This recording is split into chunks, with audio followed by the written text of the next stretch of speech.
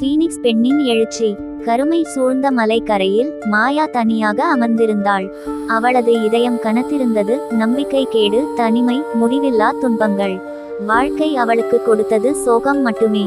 அவள் சோர்ந்து விட்டாள். இனி போதுமென்று முடிவு செய்தாள். அவள் கண்களை மூடி இறுதி நேரத்தை அணுகினாள். ஆனால் அதற்கு முன் வானம் தீப்பற்றி எரிந்தது. ஒரு பேரழகிய வலிமைமிக்க பீனிக்ஸ் வானத்திலிருந்து இறங்கியது. அதன் தங்க சிகப்பு இறக்கைகள் மறுநிலவு போல பிரகாசித்தன. அதன் கண்கள் பழமையான ஞானத்தால் ஒரே நேரத்தில் துயரத்தால் நிரம்பி இருந்தன. மாயா மூச்சை இழந்தாள். நீ ஏன் இங்கு வந்திருக்கிறாய்? பீனிக்ஸ் அவளை பார்க்க அதன் மனசாட்சி பேசியது. நானும் முடிவுக்கு வந்தேன். உன்னை போலவே நான் 1000 முறை மறுபிறவி பெற்றிருக்கிறேன். 1000 முறை வேதனை கண்டிருக்கிறேன்.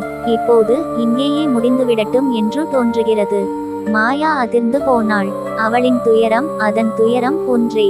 ஆனால் பீனிக்ஸின் கண்கள் மீண்டும் எரிந்தன. நாம் மறைந்து போவதற்காக இல்லை, நாம் எழுச்சி பெறுவதற்காகவே பிறந்திருக்கிறோம். பீனிக்ஸ் அவளிடம் அருகே வந்தது.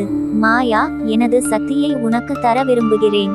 ஆனால் நீ இதை ஏற்க விரும்புகிறாயா? மாயா திகைப்புடன் அதன் கண்களில் பார்த்தாள். வாழ்க்கை முழுவதும் அவளிடம் யாரும் கேட்காத ஒன்று அவளது விருப்பம். அவள் ஒரு கணம் சிந்தித்து ஆம் என்றாள். ஏகபோகமாக அதன் சிறகுகளை விரித்து அவளை முழுவதுமாக தீயால் சுற்றிவிட்டது. அவள் அலறினாள். ஆனால் வேதனை இல்லை. மாறாக ஒரு வலிமை அவளை நிரப்பியது.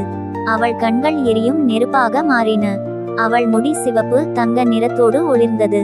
அவளின் முதுகிலிருந்து தீப்பற்றிய இறக்கைகள் விரிந்தன. அவள் பீனிக்ஸ் பெண்ணாக மாறிவிட்டாள். காற்று அவளை சுற்றி சுழன்றது. அவள் தன் கைகளை கவனித்தாள். மறுபிறவியின் ஆற்றல் அவளுக்குள் ஓடியது. அவள் பலவீனமல்ல, அவள் சிதைந்தவளும் அல்ல. அவள் தீ, அவள் சக்தி. அவள் மறுபிறவியுடன் எழுச்சி பெறுவாள். முதல் காலை வெளிச்சம் வானத்தை தொட்டபோது மாயா தனது முதல் பிறப்பை எடுத்தாள். இனி அவளை எதுவும் தடுத்து நிறுத்த முடியாது. சாம்பலில் இருந்து எழுந்தவள்